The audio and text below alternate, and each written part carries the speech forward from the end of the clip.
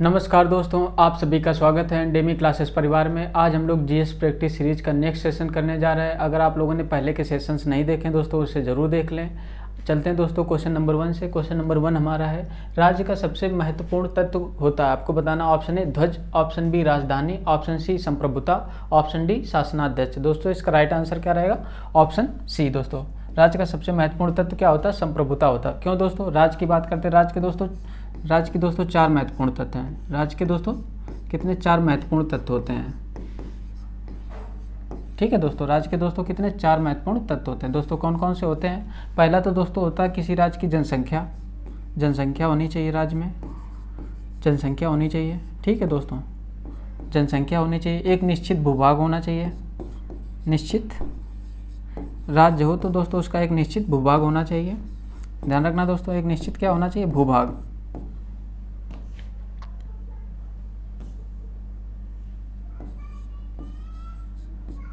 एक निश्चित भूभाग होना चाहिए दोस्तों। इसके अलावा फिर क्या होना चाहिए दोस्तों? यानी कि संप्रभुता होनी चाहिए। संप्रभुता होनी चाहिए। ठीक है दोस्तों, संप्रभुता होनी चाहिए। और इसके अलावा दोस्तों क्या होनी चाहिए? सत्ता होनी चाहिए। सत्ता या सरकार दोस्तों कह सकते हैं, सत्ता या सरकार कह सकते हैं। ठीक है, ये 4 तत्व हैं दोस्तों। इन चारों तत्वों में जो सबसे दोस्तों महत्वपूर्ण क्या है? सबसे दोस्तों महत्वपूर्ण है संप्रभुता। संप्रभुता मतलब महाशक्ति का दोस्तों, यानी कि कोई भी हस्तक्षेप नहीं है। यानी कि महाशक्ति का कोई भी हस्तक्षेप नहीं है। महाशक्ति का हस्तक्षेप नहीं है।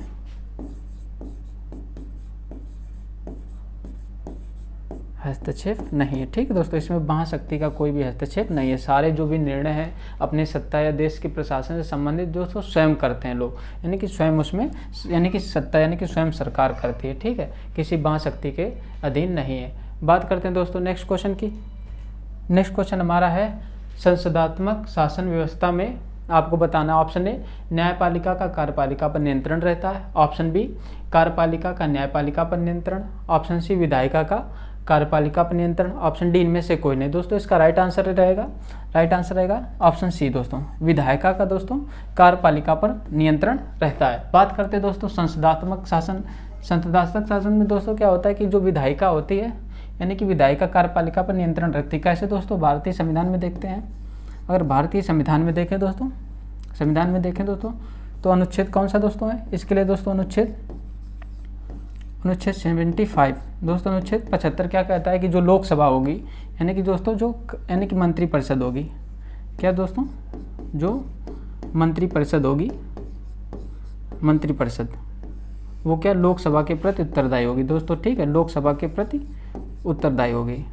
ठीक है दोस्तों, लोकसभा के प्रति उत्तरदायी होगी। ध्यान रखना दोस्तों, उत्तरदायी होगी, लोकसभा के प्रति उत्तरदायी होगी, मंत्रिपरिषद होगी। ठीक है दोस्तों, सामूहिक रूप से लोकसभा के प्रति उत्तरदायी होगी। दोस्तों लोकसभा किसकी पार्ट हो जाती है दोस्तों? ये विधायिका का पार्ट हो जाता है, और मंत्रिपरिषद दोस्तों कार्यपालिका का। तो यानी कि मंत्रिपरिषद कार्यपालिका पर दोस्तों विधायिका नियंत्रण रखती है।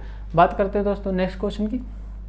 नेक्स्ट क्वेश्चन हमारा है, राज्यपाल एवं राष्ट्रपति को किस अनुच्छेद के तहत दोस्तों आपराधिक मामलों से संरक्षण मिलता है? ऑप्शन ए 352 अनुच्छेद, ऑप्शन बी 360 अनुच्छेद, ऑप्शन सी 361 अनुच्छेद, ऑप्शन डी 368 अनुच्छेद। दोस्तों इसका राइट आंसर ऑप्शन सी दोस्तों, अनुच्छेद 361 दोस्तों, यानी कि राष्ट्रपति और राज्यपाल को दोस्तों क्या करते हैं? आपराधिक मामलों से संबंधित जो भी संरक्षण देते हैं। ठीक है दोस्तों, आपराधिक यानी कि उनके पद के दौरान या कार्यकाल के दौरान। ये अनुच्छेद क्या कहता है दोस्तों? ये अनुच्छेद दोस्तों क्या कहता है? अनुच्छेद 361 क्या कहता है? कार्यकाल के दौरान दोस्तों, कार्यकाल के दौरान दोस्तों क्या है दोस्तों? कार्यकाल के दौरान, यानी कि कोई भी कोर्ट, यानी कि कोर्ट सजा नहीं देगा। ठीक है दोस्तों, कोर्ट सजा नहीं देगा। ठीक है दोस्तों, कोई कोर्ट सजा नहीं देगा। कौन से दोस्तों? आपराधिक मामलों में। ध्यान रखना दोस्तों, आपराधिक मामलों में। ठीक है दोस्तों, आपराधिक मामलों में दोस्तों कोई भी कोर्ट सजा नहीं देगा।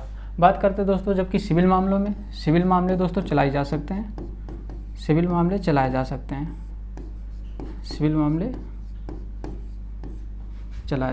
हैं।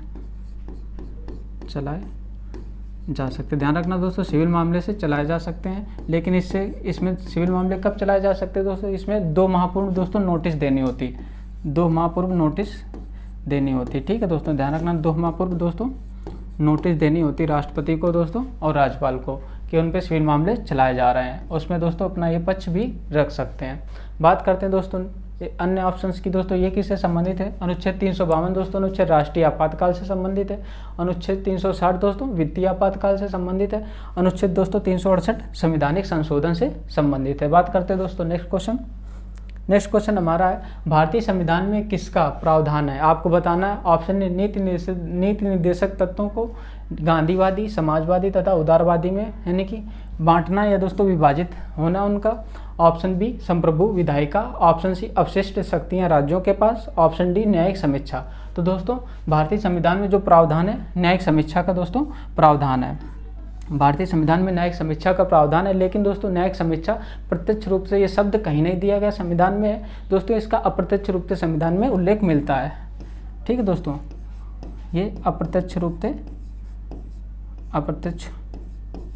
रूप से संविधान में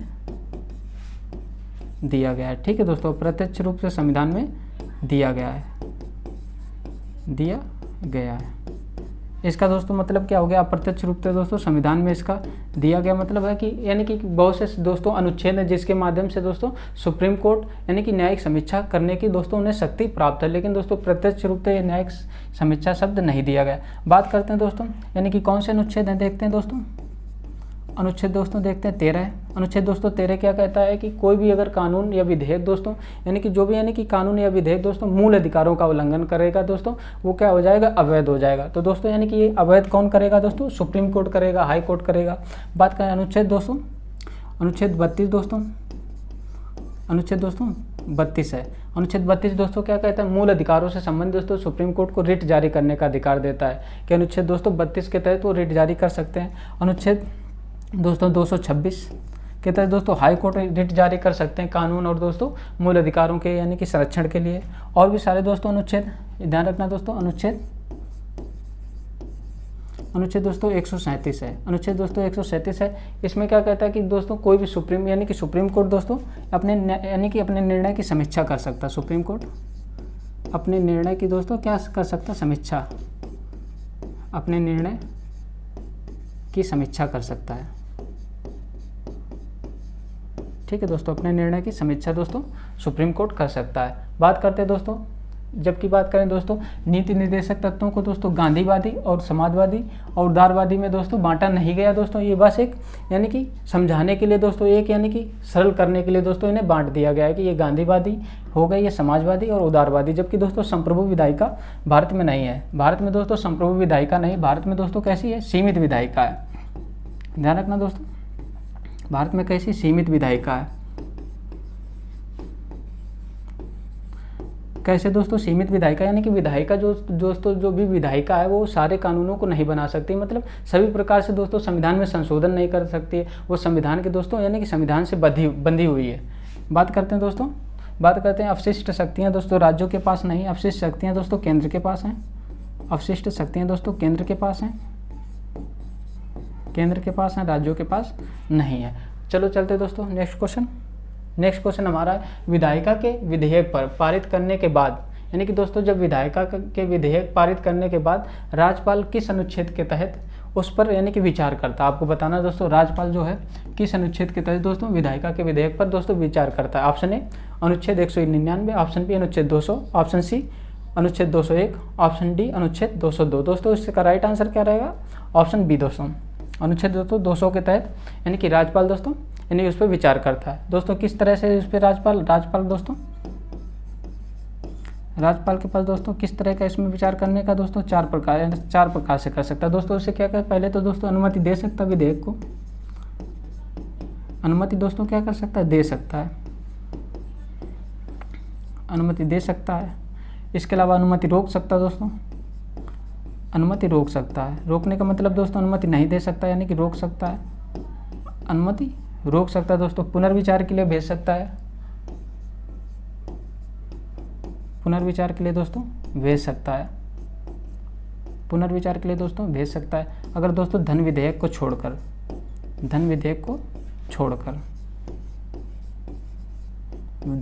छोड़कर दोस्तों पुनर्विचार के लिए दोस्तों भेज सकता है। धन विधेयक में दोस्तों क्या होता है कि पहले ही ये राज्यपाल की दोस्तों अनुमति से लाया जाता है, जबकि दोस्तों बात करते हैं और इसके अलावा राष्ट्रपति के लिए दोस्तों आरक्षित कर सकता है। राष्ट्रपति के लिए दोस्तों आरक्षित कर सकता है कि दोस्तों ये विधेयक है जो राष्ट्रपति के लिए जाएगा, राष्ट्रपति के लिए दोस्तों आरक्षित कर सकता है। बात करें दोस्तों जब कोई भी विधेयक राष्ट्रपति के लिए राज्यपाल आरक्षित करता है, राज्यपाल दोस्तों आरक्षित करता है, राष्ट्रपति को दोस्तों किस अनुच्छेद के तहत अनुमति है उस पर विचार करने का अधिकार है। दोस्तों अनुच्छेद 201 के तहत राष्ट्रपति उस पर विचार करता है। वो दोस्तों विधेयक को मना भी कर सकता है, पुनर्विचार के लिए भी भेज सकता है धन विधेयक को छोड़कर। बात करें दोस्तों अनुच्छेद 199 दोस्तों धन विधेयक से संबंधित है। ये किससे संबंधित है दोस्तों? अनुच्छेद 199 धन विधेयक से संबंधित है, ध्यान रखना दोस्तों। ये किससे? धन विधेयक से संबंधित है। बात करते हैं दोस्तों नेक्स्ट क्वेश्चन है डॉक्टर भीमराव अम्बेडकर ने किसे संविधान की आत्मा एवं हृदय कहा? ऑप्शन ए संवैधानिक उपचारों का अधिकार, ऑप्शन बी प्रस्तावना, ऑप्शन सी नीति निर्देशक तत्व, ऑप्शन डी इनमें से यानी मूल कर्तव्य। दोस्तों कौन सा राइट है इसमें दोस्तों? ऑप्शन ए दोस्तों संवैधानिक उपचारों के अधिकार को दोस्तों भीमराव अम्बेडकर जी ने क्या कहा? यानी कि संविधान की आत्मा एवं हृदय कहा। दोस्तों ये किस अनुच्छेद में? अनुच्छेद दोस्तों 32। इसमें क्या है दोस्तों? मूल अधिकारों के यानी कि संरक्षण के लिए दोस्तों सुप्रीम कोर्ट को रिट जारी करने की शक्ति दी गई। बात करें दोस्तों प्रस्तावना को दोस्तों क्या है? के एम मुंशी दोस्तों, के एम मुंशी, सुभाष कश्यप,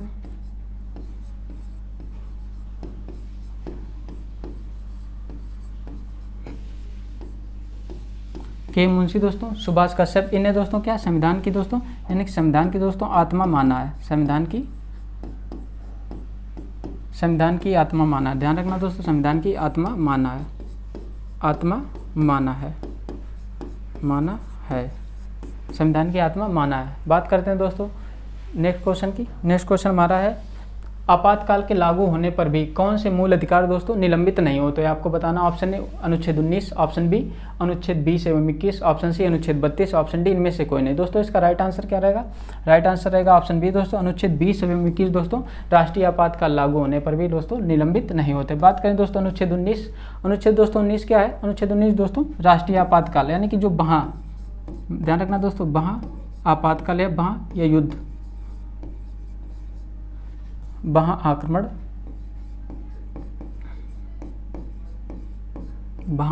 या युद्ध दोस्तों, युद्ध पर दोस्तों जब आपातकाल लगता है,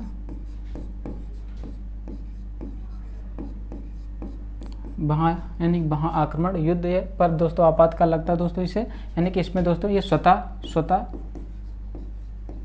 स्वतः दोस्तों निलंबित हो जाता है। ये अनुच्छेद दोस्तों 19 स्वतः निलंबित हो जाता है। ध्यान रखना दोस्तों।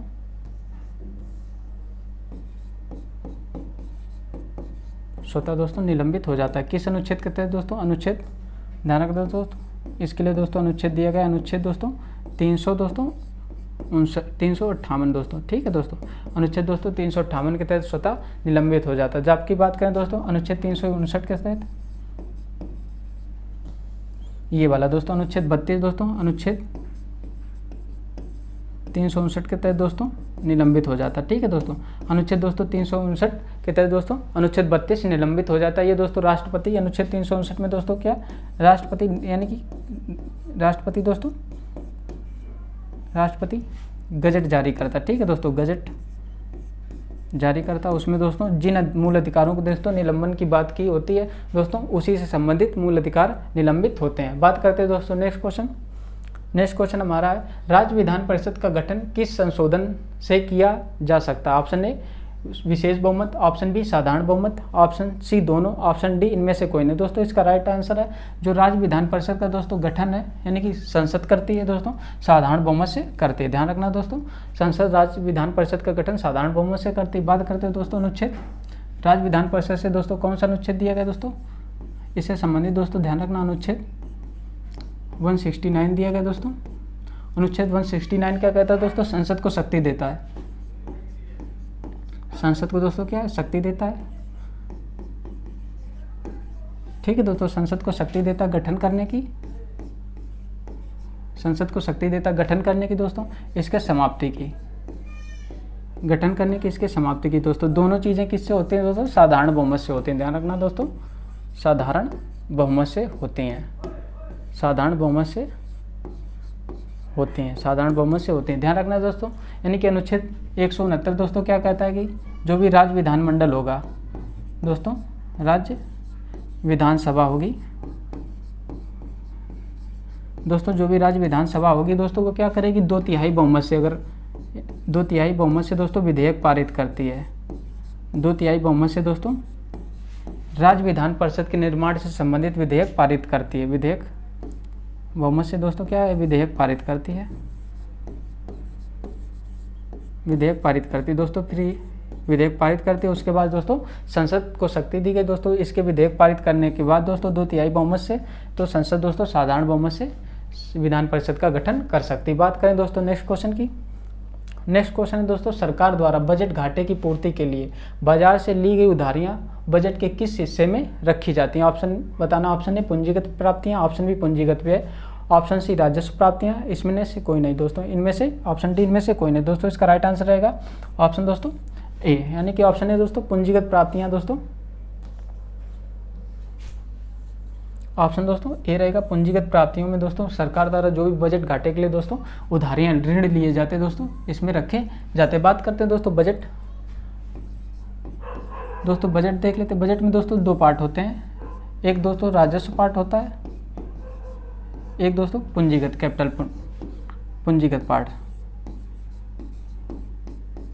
पूंजीगत दोस्तों पार्ट होता है। राजस्व पार्ट में दोस्तों राजस्व प्राप्तियां आ जाती हैं और राजस्व व्यय आ जाते हैं। इसमें दोस्तों क्या आ जाते हैं? राजस्व प्राप्तियां, राजस्व प्राप्तियां दोस्तों।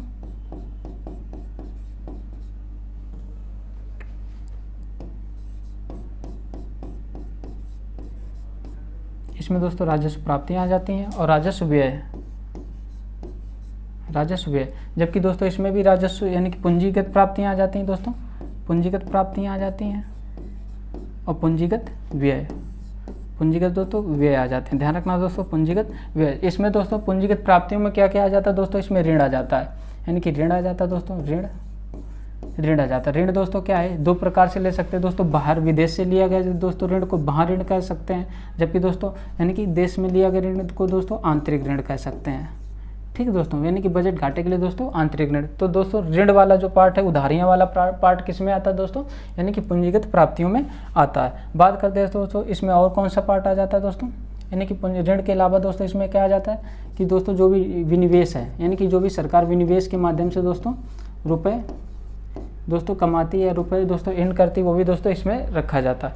इसके अलावा दोस्तों जो भी यानी कि सरकार द्वारा ऋण दिया जाता है किसी देश को, तो दोस्तों वो मूलधन चुकाती है, तो दोस्तों इसमें मूलधन भी रखा जाता है, मूलधन रखा जाता है। ठीक है, ध्यान रखना दोस्तों मूलधन रखा जाता है। जबकि दोस्तों व्यय में क्या होता था? किसी देश को ऋण देना, किसी देश को दोस्तों देश को ऋण देना इसमें दोस्तों आ जाता है। या दोस्तों इसमें निवेश आ जाता है, निवेश जो भी दोस्तों पूंजीगत निवेश है जिससे दोस्तों सरकार को यानी कि पूंजी प्राप्त होती है, या पूंजी दोस्तों उससे सरकार को लाभ होता है दोस्तों, इसमें सारे निवेश आ जाते हैं। बात करते हैं दोस्तों राजस्व प्राप्तियां और राजस्व व्यय। यानी कि राजस्व प्राप्तियों में दोस्तों क्या आ जाता है? टैक्स से संबंधित जो भी दोस्तों हो जाता है, और जो भी नॉन टैक्स से संबंधित दोस्तों, नॉन टैक्स से संबंधित दोस्तों कलेक्शन होता है दोस्तों किसमें? राजस्व प्राप्तियों में आ जाता है दोस्तों। जबकि व्यय में दोस्तों क्या आ जाता है? व्यय में दोस्तों आ जाता है यानी कि व्यय में दोस्तों सैलरी, जिससे दोस्तों सरकार को कुछ ऋण नहीं होता। सैलरी, पेंशन दोस्तों, सैलरी आ जाती, पेंशन आ जाती, किसी देश को ग्रांट देना दोस्तों इसमें आ जाती। बात करते हैं दोस्तों नेक्स्ट क्वेश्चन की।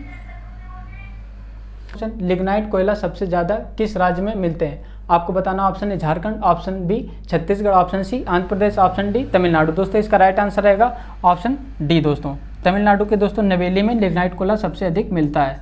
नवेली में दोस्तों लिग्नाइट कोयला मिलता है। लिग्नाइट कोयला दोस्तों फेमस है। लिग्नाइट कोयले की बात करें दोस्तों, ये निम्न स्तर का कोयला है। कैसा दोस्तों है? ये निम्न स्तर कोयला है।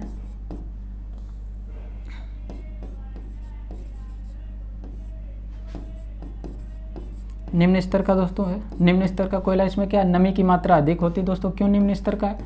नमी की मात्रा बहुत अधिक होती है, जिससे दोस्तों राख अधिक मात्रा में निकलती है, राख अधिक मात्रा में निकलती है दोस्तों, यानी कि तो ऊर्जा कम देता है। ये निम्न स्तर का दोस्तों ऊर्जा कम देता है। ऊर्जा दोस्तों क्या कम देता है दोस्तों, इसे भूरा कोयला भी कहते हैं, ध्यान रखना दोस्तों, इसे भूरा कोयला भी कहला है, यानी कि भूरा कोयला भी दोस्तों कहते हैं। बात करते हैं दोस्तों नेक्स्ट क्वेश्चन। नेक्स्ट क्वेश्चन हमारा है, कौन सी नदी पूर्वी घाट से निकलती है, आपको बताना। ऑप्शन ए ब्राह्मणी नदी, ऑप्शन बी स्वर्णरेखा नदी, option C Mahanadi, option D Nagavali. दोस्तों इसका राइट आंसर रहेगा ऑप्शन दोस्तों डी, नागावली नदी दोस्तों पूर्वी घाट से दोस्तों निकलती है। नागावली नदी दोस्तों पूर्वी घाट से निकलती है। जबकि बात करें दोस्तों ब्राह्मणी और स्वर्णरेखा नदी दोस्तों छोटा नागपुर पठार से निकलती हैं, छोटा नागपुर पठार से दोस्तों, छोटा नागपुर पठार से निकलती हैं, नागपुर पठार से निकलती हैं। बात करते हैं दोस्तों महानदी दोस्तों कहाँ से निकलती है, छत्तीसगढ़ के पठार से दोस्तों, छत्तीसगढ़ से दोस्तों निकलती है, छत्तीसगढ़ के सियावा डिस्ट्रिक्ट से, सियावा से दोस्तों निकलती है। बात करते हैं दोस्तों नेक्स्ट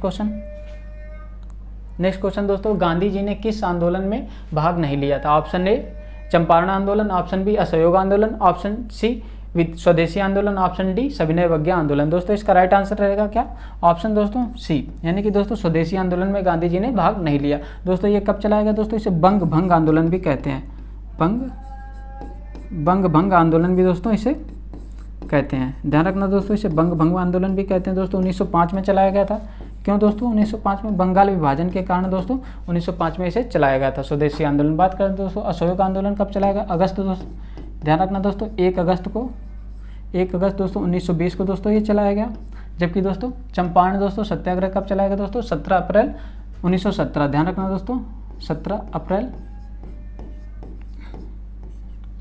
दोस्तों 1917 में दोस्तों चलाया गया था चंपारण में। जबकि दोस्तों सविनय अवज्ञा आंदोलन कब चलाया गया दोस्तों, 6 अप्रैल को, ठीक है दोस्तों 6 अप्रैल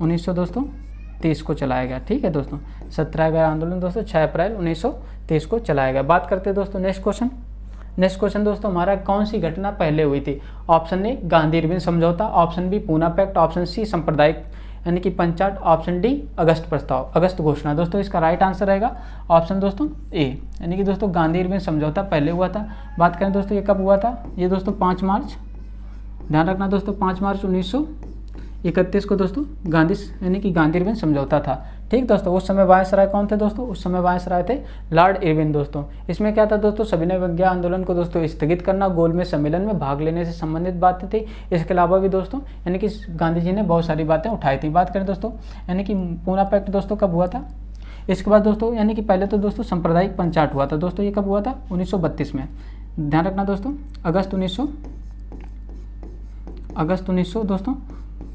1932 में दोस्तों रैमजे मैकडोनाल्ड ने दोस्तों यानी कि सांप्रदायिक घोषणा की। ठीक है दोस्तों, कौन से दोस्तों ध्यान रखना, रैमजे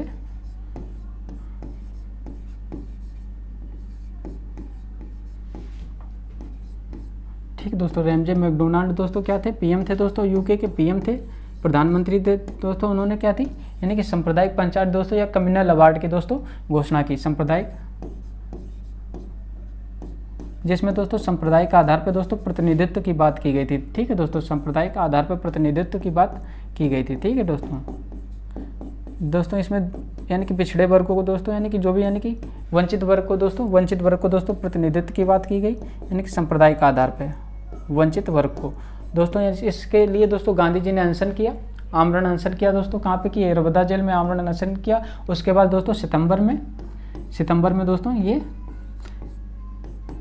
में दोस्तों 1932 में दोस्तों पूना पैक्ट हुआ था। किसके बीच दोस्तों, यानी कि भीमराव अम्बेडकर जी और गांधी जी के बीच दोस्तों पूना पैक्ट हुआ था। बात करें दोस्तों अगस्त घोषणा, ये दोस्तों अगस्त घोषणा कब हुई थी दोस्तों, अगस्त घोषणा दोस्तों कब हुई थी आपको बताना दोस्तों।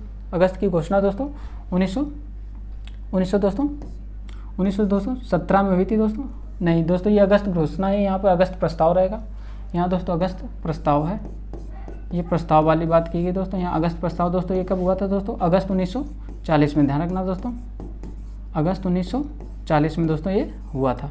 बात करते हैं दोस्तों नेक्स्ट क्वेश्चन दोस्तों कहाँ है, फॉरवर्ड ब्लॉक का गठन किसने किया था। Option option A Subhash Chandra Bose, option B Motilal Nehru, option C Jayaprakash Narayan, option D Swami Sahajanand. दोस्तों इसका राइट आंसर रहेगा ऑप्शन ए दोस्तों, सुभाष चंद्र बोस जी ने दोस्तों फॉरवर्ड ब्लॉक की दोस्तों गठन किया था। कब किया दोस्तों? 1 मई दोस्तों, ध्यान रखना दोस्तों, मई 1939 में।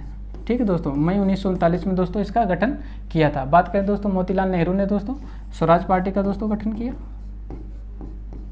स्वराज पार्टी का दोस्तों गठन किया था। स्वराज पार्टी का गठन किया कब किया दोस्तों? 1923 में। 1923 में दोस्तों, इसका मई होगा, मई में दोस्तों, मई 1939 में किया, जबकि स्वराज पार्टी दोस्तों 1923 में हुआ। जबकि बात करें दोस्तों जयप्रकाश नारायण ने दोस्तों कांग्रेस सोशलिस्ट पार्टी का गठन किया, कांग्रेस दोस्तों सोशलिस्ट पार्टी का गठन किया,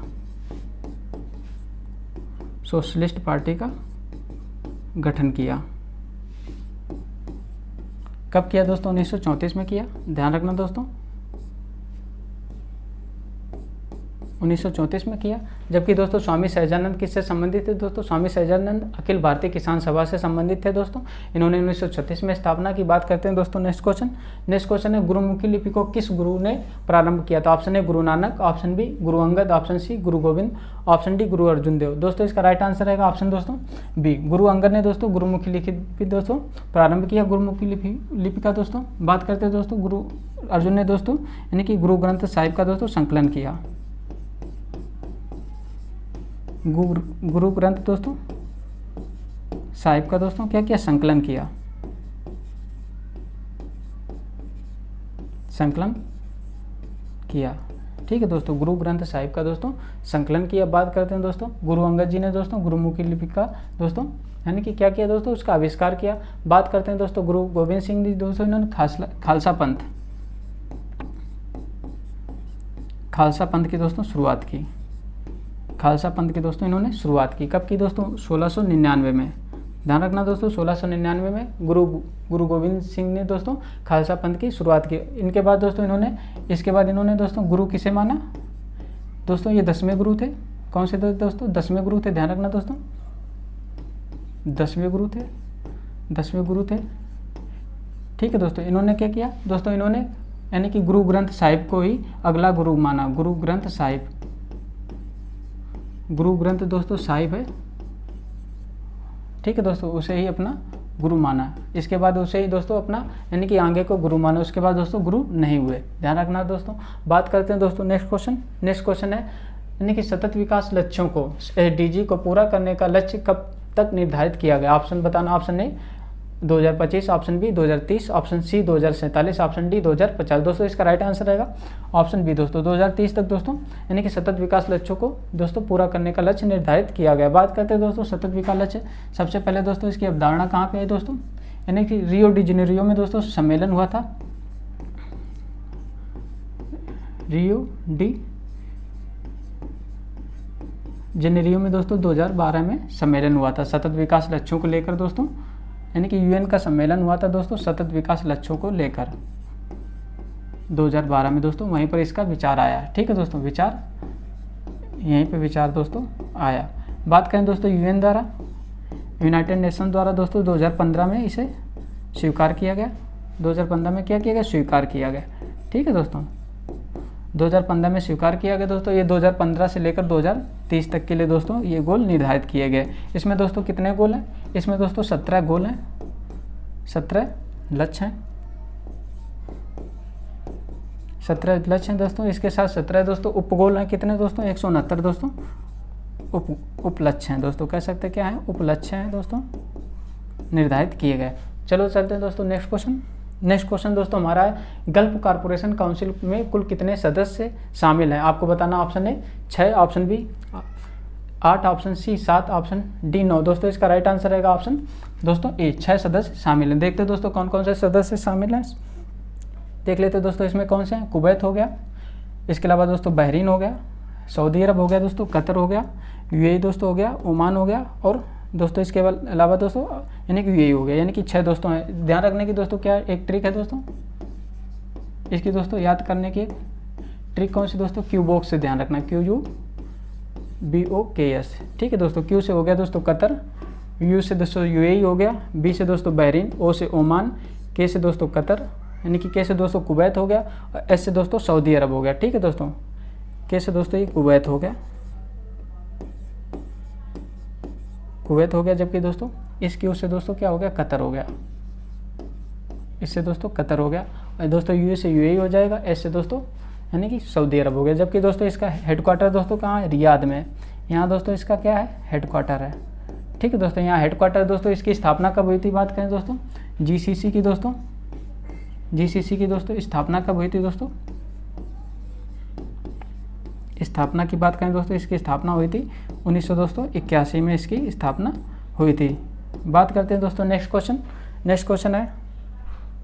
नेक्स्ट क्वेश्चन दोस्तों, कौन सा जैव विविधता हॉटस्पॉट नहीं है, आपको बताना भारत में कौन सा जैव विविधता हॉटस्पॉट नहीं है। ऑप्शन ए पश्चिमी घाट, ऑप्शन बी पूर्वी घाट, option C Himalaya, option D Sundaland. दोस्तों इसका राइट आंसर क्या रहेगा, ऑप्शन दोस्तों बी। दोस्तों पूर्वी घाट हमारे यानी कि भारत में दोस्तों एक जैव विविधता हॉटस्पॉट नहीं है।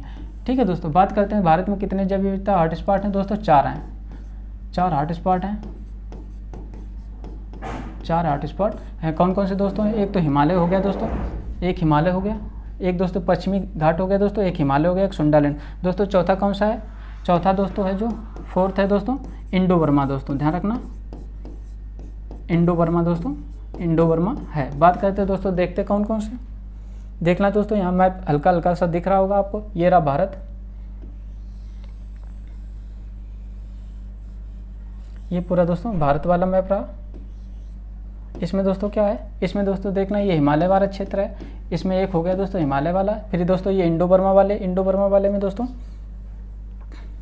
ये इंडो बर्मा वाले में इतना आ जाता है, इंडो बर्मा वाले में इंडो बर्मा, ध्यान रखना दोस्तों इंडो बर्मा वाला आ गया। जबकि दोस्तों ये हिमालय वाला क्षेत्र आ गया, हिमालय वाला क्षेत्र आ गया। ठीक है दोस्तों, इंडो बर्मा वाले यानी कि जैव विविधता हॉटस्पॉट में दोस्तों अपने भारत का पूर्वोत्तर भारत दोस्तों उसमें आ जाता है। जबकि दोस्तों पश्चिमी घाट में दोस्तों क्या होता है, श्रीलंका भी आ जाता है। पश्चिमी घाट में क्या होता है दोस्तों, श्रीलंका भी शामिल रहता है जैव विविधता हॉटस्पॉट में। जबकि दोस्तों सुंडालैंड में दोस्तों इंडोनेशिया, इसके अलावा दोस्तों ये इंडोनेशिया के अलावा ब्रुनेई और पापुआ न्यू गिनिया भी दोस्तों इसमें आ जाते हैं। सुंडालैंड में दोस्तों भारत का कार निकोबार वाला क्षेत्र आता है, कार निकोबार वाला दोस्तों क्षेत्र आ जाता है सुंडालैंड वाले क्षेत्र में। ठीक है, ध्यान रखना दोस्तों। बात करते हैं दोस्तों नेक्स्ट क्वेश्चन है दोस्तों, किस शारीरिक प्रक्रम से थाम्बरीन जो भी थ्राबिन दोस्तों होता है का संबंध है, आपको बताना दोस्तों किससे। ऑप्शन ए उत्सर्जन, ऑप्शन बी रक्त जमाव, ऑप्शन सी प्रजनन, ऑप्शन डी वृद्धि। दोस्तों इसका राइट आंसर रहेगा ऑप्शन दोस्तों बी, यानी कि रक्त के जमाव यानी जो भी ब्लड क्लॉटिंग से दोस्तों संबंधित है। यानी कि किससे दोस्तों, यानी कि ब्लड क्लॉटिंग से संबंधित है। दोस्तों क्या करता है ये रक्त के दोस्तों ये बहाव, यानी कि जब दोस्तों कोई यानी कि शरीर में कट या कुछ भी लग जाता है दोस्तों, जो खून बहने लगता है दोस्तों, रक्त के बहाव को दोस्तों यह क्या करता है दोस्तों, रोकता है। रक्त के दोस्तों बहाव को दोस्तों क्या करता है, रोकने में मदद करता है।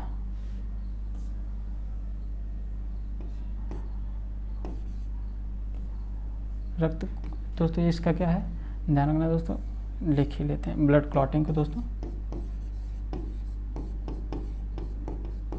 ये क्या करता है, ब्लड क्लॉटिंग करने में दोस्तों मदद करता है। बात करते हैं